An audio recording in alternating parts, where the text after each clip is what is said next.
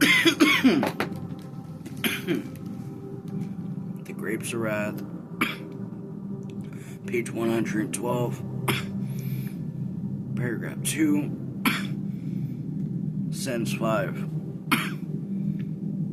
Go.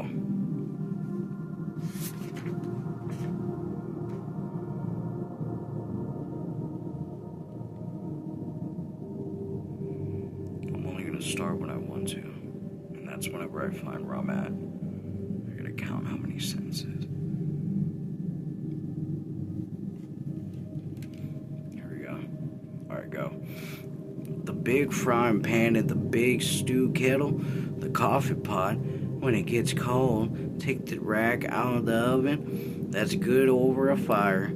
I'd like to take the wash tub, but I guess there ain't room. I wash clothes in the bucket.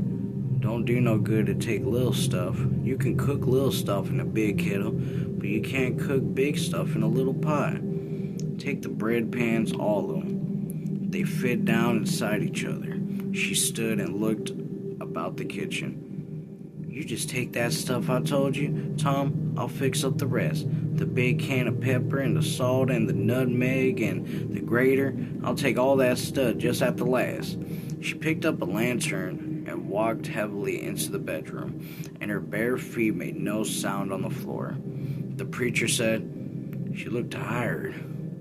"Women's always tired," said Tom.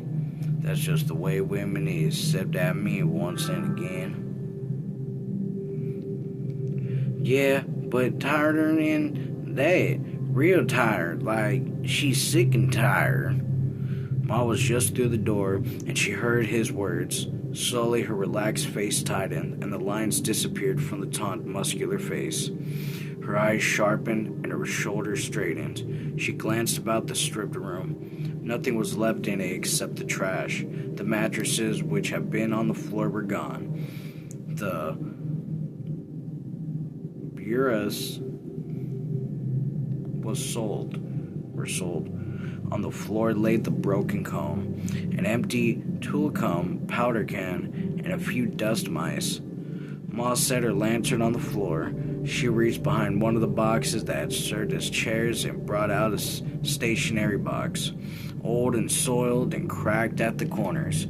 She sat down and opened the box. Inside were letters, clippings, photographs, a pair of earrings, a little gold signet ring, and a watch chain braided of hair and tipped with gold swivels.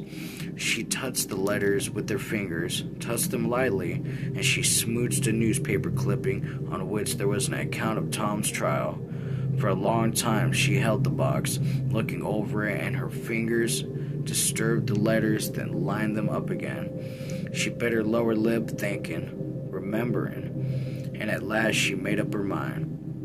She picked out the ring, the watch charm, the earrings, dug under the pile, and found one gold cufflink. She took a letter from an envelope and dropped the trinkets in the envelope. She folded the envelope over and put it in her dress pocket. She gently and tenderly, she closed the box and smoothed the top carefully with her fingers. Her lips parted, and then she stood up, took her lantern, and went back into the kitchen. She lifted the stove lid and laid the box gently among the coals. Quickly the heat browned the paper. A flame licked up and over the box. She replaced the stove lid, and instantly the fire sighed up and breathed over the box. Next paragraph. Out in the dark yard, working in the lantern light, Pa and Al loaded the truck. Tools on the bottom, but handy to reach in case of a breakdown. Boxes of closed necks and the kitchen utensils in the gunny sack. Cutlery and dish in their box. Just make sure I'm good on time. Okay.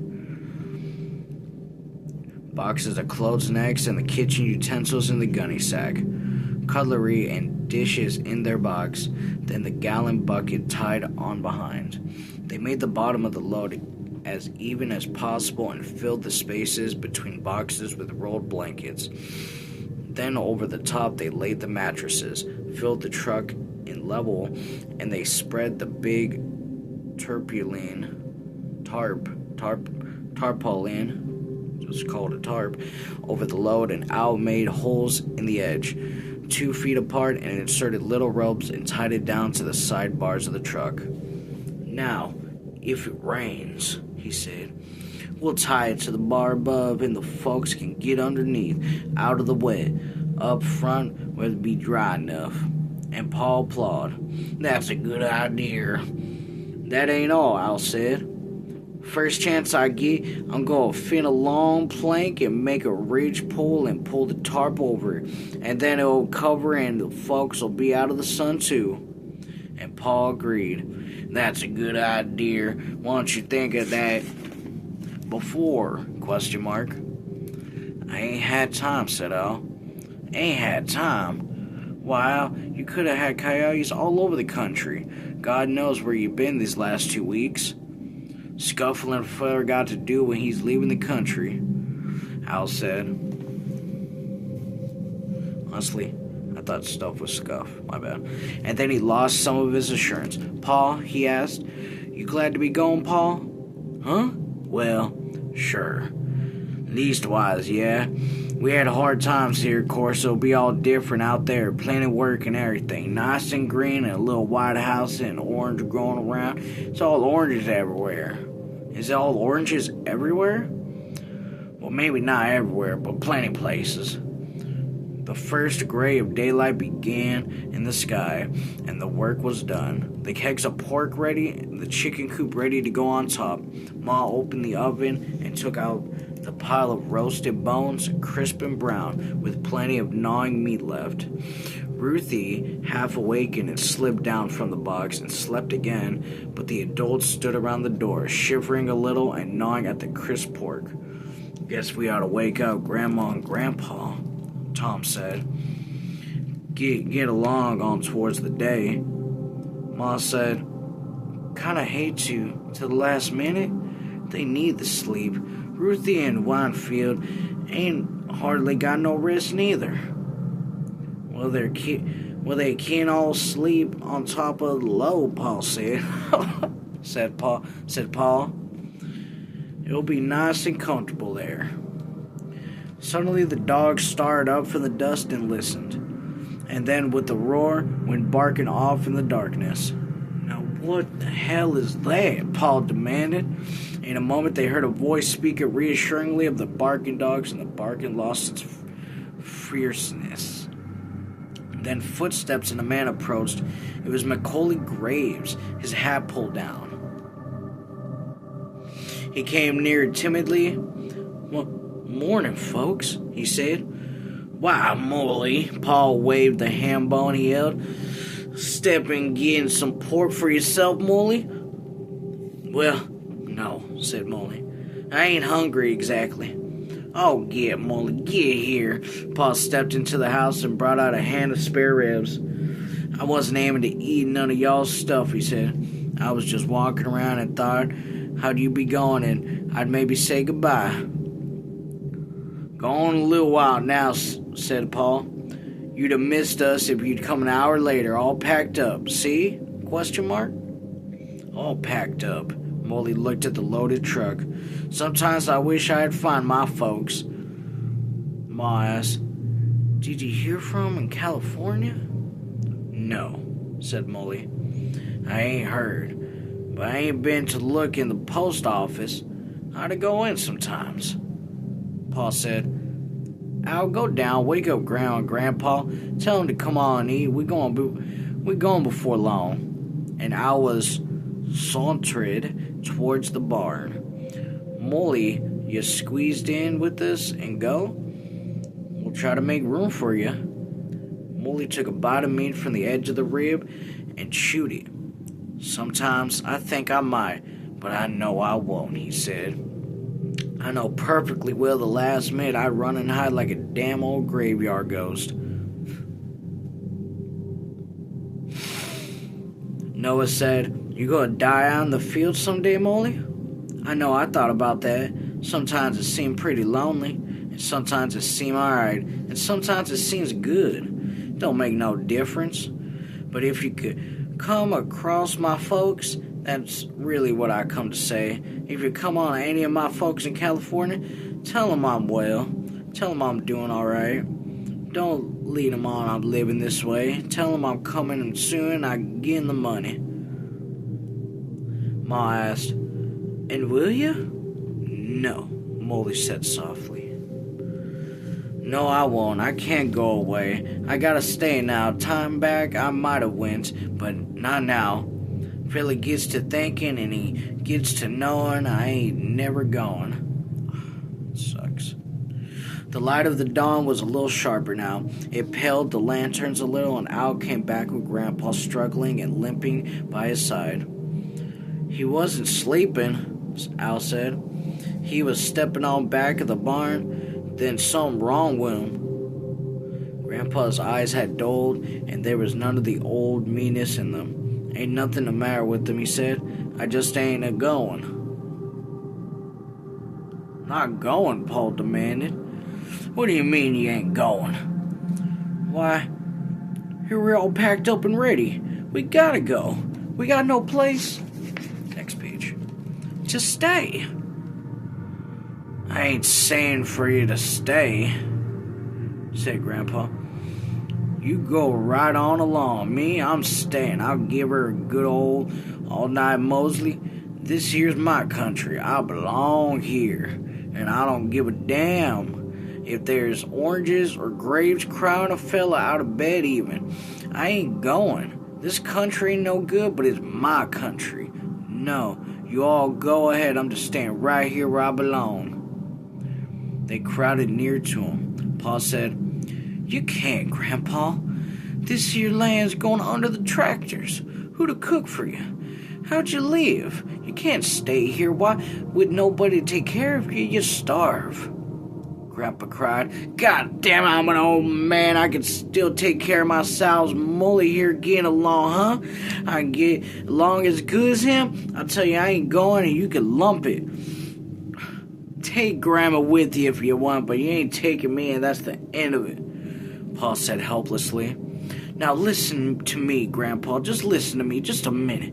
"I ain't gonna listen. I told you I'm gonna do." Tom touched his father on the shoulder. "Pa, come in the house. I want to tell you something." And then they moved towards the house.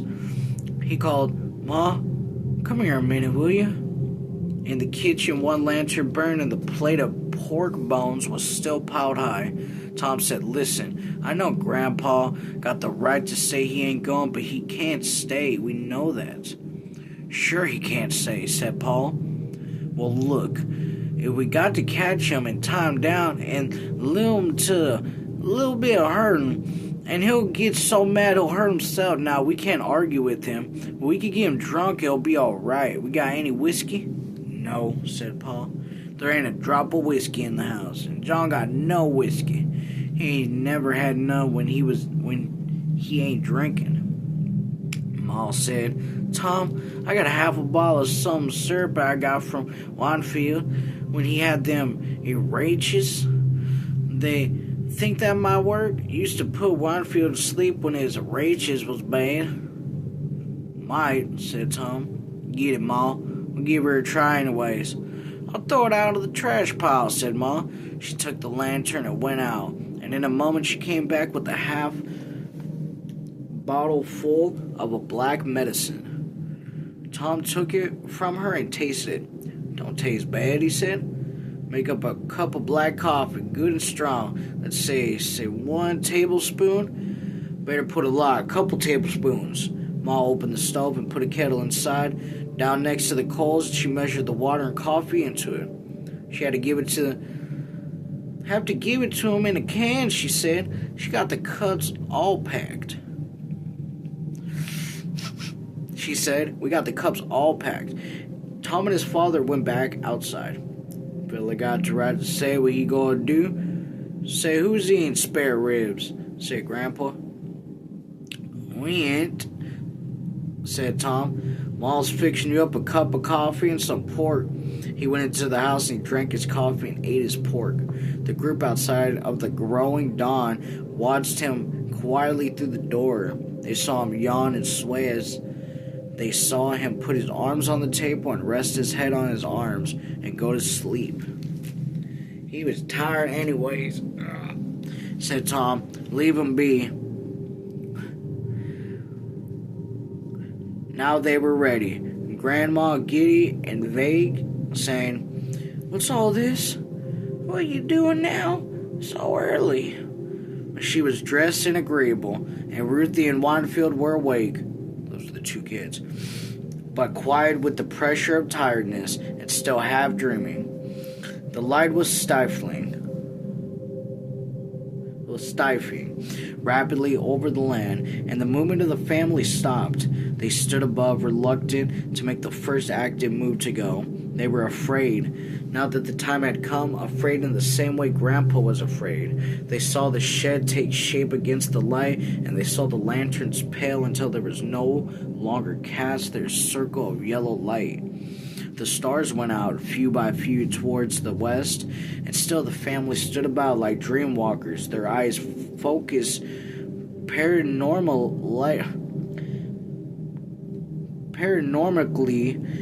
seeing no detail but the whole dawn, the whole land, the whole texture of the country at once. Only Muckley Graves prowled about restlessly, looking through the bars into the truck, thumping the spare tires hung on the back of the truck, and at last Molly approached Tom. "You going over the state line?" he asked. "You gonna break your parole?" And Tom shook himself free of the numbness. "Jesus Christ, it's near sunrise," he said loudly. "We've got to get going." And the others came out of their numbness and moved towards the truck. "Come on," Tom said. "Let's get Grandpa on." Paul and Uncle John and Tom and Al went into the kitchen where Grandpa slept, his forehead down on his arms and a line of drying coffee on the table. They took him under the elbows and lifted him on his feet, and he grumbled and cursed thickly, like a drunken man. Out the door they boosted him, and when they came to the truck, Tom and Al climbed up and, leaning over, hooked their hands under his arms and lifted him gently up and laid him on top of the load. Al untied the tarp, and they rolled him under and put a box under the tarp beside him, so that the weight of the heavy canvas would not be upon him. "I got to get that ridge pole fixed," Al said. "Do it tonight when we stop." Grandpa grunted and fought weakly against awakening, and when he was finally settled, he went deeply to sleep again. Paul said, "Ma, you and Grandma set in and out for a while. We'll change around, and so it's easier, but you start out that way." They got into the cab, and then the rest swarmed up on top of the load. Connie and Rosa Sharon, Paul and Uncle John, Ruthie and Winefield, Tom and the preacher. Noah stood on the ground looking up at the great load of them sitting on top of the truck. Al walked around looking underneath at the springs. "Holy Jesus," he said. "Them springs is as flat as hell. Lucky I blocked under 'em." Noah said, "How about the dogs, Paul?" "I forgot the dogs," Paul said. He whistled shrilly, and the only bouncing dog ran in, but only one.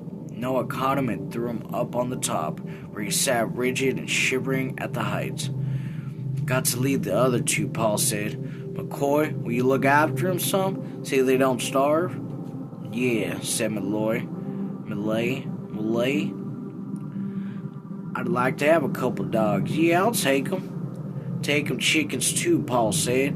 Al got into the driver's seat, the starter whirling and caught and whirled again, and then the loose roar of the six-cylinder and a blue smoke behind. "So long, Malay."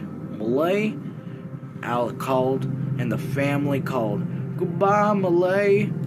Al slipped into the lower gear and let in the clutch. The truck shuddered and strained across the yard, and the second gear took hold.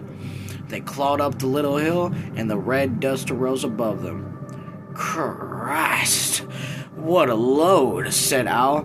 "We ain't making no time on this trip." Ma tried to look back, but the body of the load cut off her view. She strained her head and peered straight ahead along the dirt road, and the great Weariness was in her eyes. The people on top of the load did look back. They saw the house and the barn and the little smoke still rising from the chimney. They saw the windows reddening under the first color of the sun. They saw Malay standing forlornly in the dooryard looking after them. And then the hill cut them off. The cotton field lined the road, and the truck crawled slowly through the dust towards the highway in the west. Chapter 11, page 120.